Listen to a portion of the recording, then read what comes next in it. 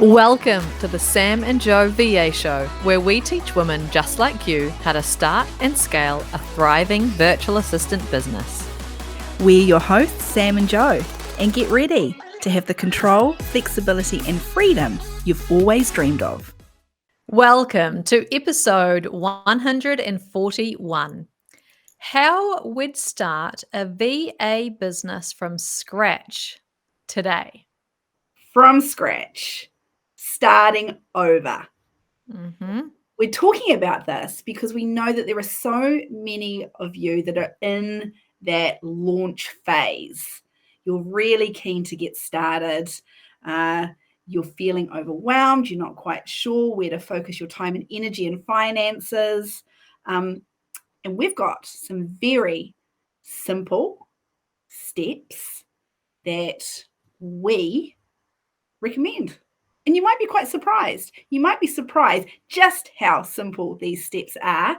And you also might be surprised about some of these steps won't be what you're expecting. I reckon you'll be thinking that there should be more steps than what we're going to talk about. There will be things that we leave out and you're like, really? You wouldn't do that? And no, we would strip it right back to the absolute necessities and the things that really matter. Because there's so many things that can confuse you, overwhelm you, that you just don't need to do. So here's going to be our exactly what we would do if we were starting from scratch today. No audience, no presence, nothing. Yeah. We just have our skills and knowledge. Yeah, totally stripped back. So not only no online presence, like you said, Joe, no social media followers, no email database, no experience working as a virtual assistant. So stripping it right back, going back to day minus however many days. All right. The first thing that we would do is that we would choose something that we have a real passion for and some skills and experience behind us in. And that would be the thing that we offer as our service as a virtual assistant. So, Sam, what would you choose starting from scratch? I would choose website design. It is something that I'm naturally good at. And I just really enjoy doing. Like, it's as simple as that. Like, it really is as simple as that. And I would be doing it in a specific platform. So I wouldn't be offering virtual assistant website design services for WordPress, Squarespace, RocketSpark, Wix, and all the others that are out there. Yep. I would just be picking the one platform and becoming an expert in that platform. You? Cool.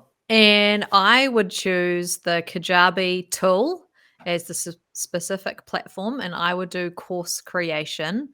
And I would probably choose it for a specific market, like maybe online entrepreneurs or like a specific type of like business coaching kind of marketing kind of services that they would offer as a coach, and like offering courses and memberships and stuff. So that's what I would do as my service.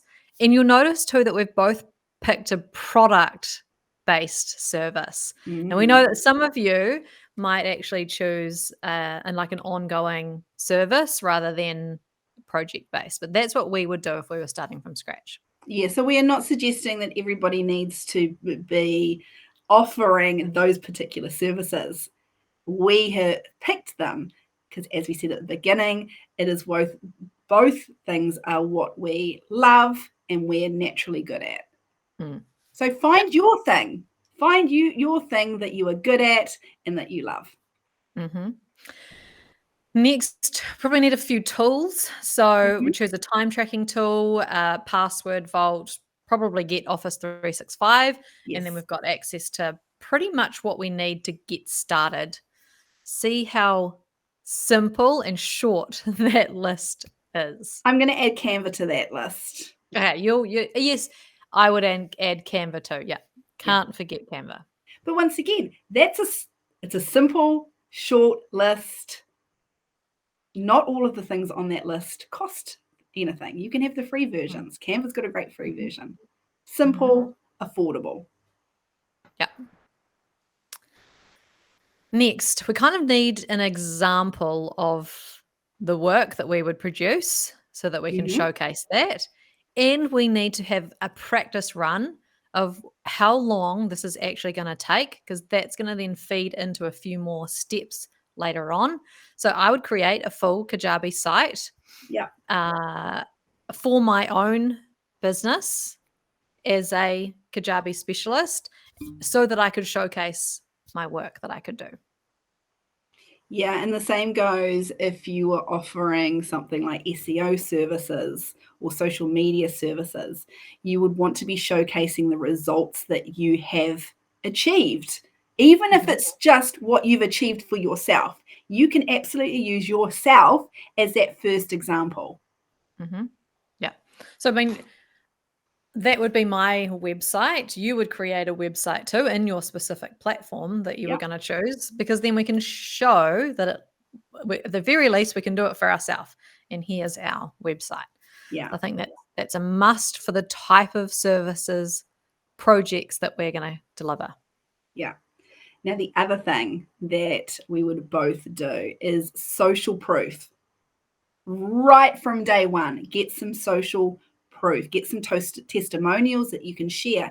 Now, for a lot of you, for the most of you, we were the same. And if we were to do it again, we don't have any experience as a virtual assistant per se. However, there are people that you can call on to give you some social proof that have worked with you before. So previous managers, previous bosses, those are the type of people that you want to be approaching. Yeah, because that can be great for your communication style, your work ethic. It can refer to all of those, kind of how you would show up and how you would be as a business owner and delivering services and looking after clients. Doesn't necessarily at the beginning have to relate back to the specific service that you are providing or you're offering. So something is social proof. Someone else says that you're a great person and do great work. Time tracking, so important, Jo. So important. You have to time track your delivery of your project, plus all of the other time that you spend in your business. Time tracking is so important as a virtual assistant. And if I was doing a Kajabi site, I would want to know exactly how long it took. Every single minute that I was working on it, thinking about it, planning it, delivering it, I want to know how much time that takes, because then you can bring that into your pricing. So as you're creating that kind of example, so I would do a Kajabi site, it would mean that I would know how long it's going to take, and I would map out the process that I would use to deliver that Kajabi site, and same for a website. What is you actually going to be your kind of time frame that you would do it in?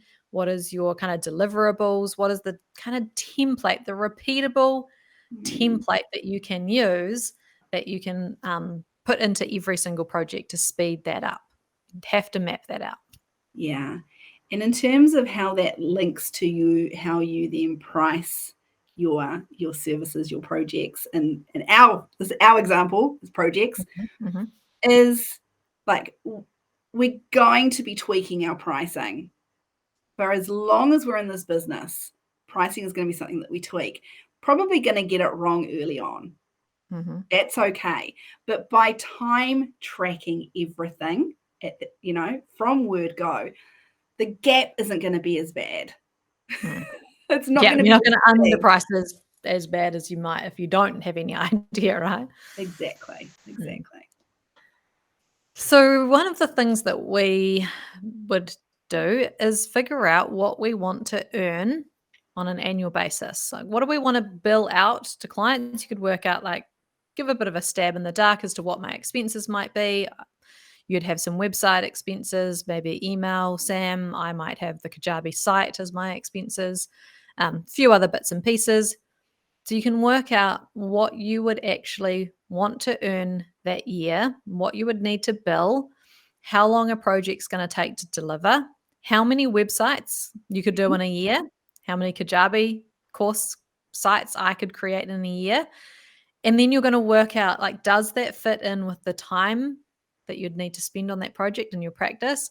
And you'd be doing some adjusting to, like, okay, it feels like I could do this number of sites. This feels like the right price that I could do a site at. And if I times that out, that feels about right for what I want to earn. So working backwards is a really great way to kind of sense check if your pricing is going to be right. Yeah. Because there's no point picking a number out of the year and then realizing that you can't deliver it in the time. You can't do enough sites to earn what you want to earn. Like, something needs to change and adjust. So that's how I would work out X number of dollars going to be a Kajabi site. Yes. Work backwards. Don't start off by picking a number out of thin air that you think is going to be affordable, that you think is going to attract clients to hire you. You need to switch it around and start from the other end. What do you need to be making in order for this to be a long-term thing, in order for this to be profitable, in order for this to be a business and a service that you're providing without the resentment? Yeah. And we would both position ourselves as a specialist offering a mid to premium kind of service, right? Yeah. Project delivery. So I would be expecting that we would not be choosing prices that are deemed affordable or prices that are at the lower end of the market. We would be positioning ourselves in that mid to high range because we could back ourselves with the skills and knowledge and experience that we have. And what's the point of being in business if we're just going to go in with the lowest rate and end up earning less than our 9 to 5? And we all know what low rates can attract as well. There's a perception that people have when they see language used like affordable and cheap, and the numbers that they're looking at are at the lower end of the scale. There's a perception there. And it's going to attract the crappiest clients, the painful ones, the ones that are going to screw you down on budget and what you deliver. And that's not the clients that we would want to attract. We would want to attract the premium clients. Yes. Right, let's talk about contracts. Very, very important. Do not miss this step. It is going to be, you're going to want to, because there's an investment involved often with contracts. It's a little bit of an investment that is going to pay off tenfold because you're going to be using that contract again and again and again for years and years and years. Yeah. I would go and buy one. Buy a contract specifically for what I needed it for. And I would also use it for every single piece of work that I did, friends and family included. Yes. There's going to be virtual assistants that have just listened to that, Joe, and just like cringed at the thought of asking somebody that they know outside of a professional sense to sign a contract. But if you're that virtual assistant, there is no guarantees. There is just no guarantees as to what is going to happen when you are doing the work for that person that you know. Yep. You know, I probably wouldn't even do work for friends and family. It always goes badly. It's a whole different podcast, so Joe. Exactly what I was thinking. All right. Okay. We are going to have to create sites for our business, for our separate businesses. So I would expect that we would need to do some kind of branding. But I would not be going and agonizing over a logo, colors, or like getting anything professionally done. I would use my name in my business name. I would use a handwriting font, and I would choose a color that I liked. Once again, it is simple. Keep it really simple. You can do a proper rebrand and pay a designer to do it down the track once you've got clients under your belt and you are bringing in some revenue and you have got some profit there, sitting there. Invest back in your business then. Right now, agonizing over your brand or wanting to save enough money to hire a designer is just going to hold you back from launching.